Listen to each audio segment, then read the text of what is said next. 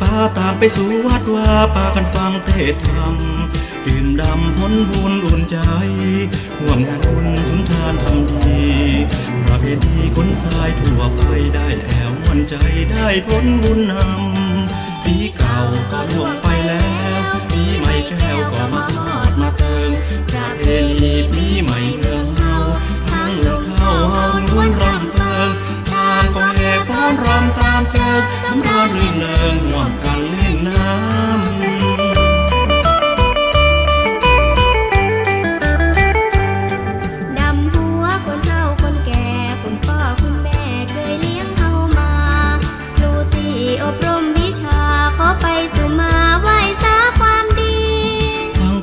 ที่เปิ้นปันปอนเฮืออยู่ท้าวรยืนยาวร่มเย็น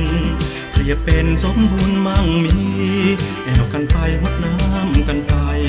แห่กันไปคนทรายมวนที่ห่วมหมู่เฮานี้ตลอดปีเฮาจำปีเก่าก็ล่วงไปแล้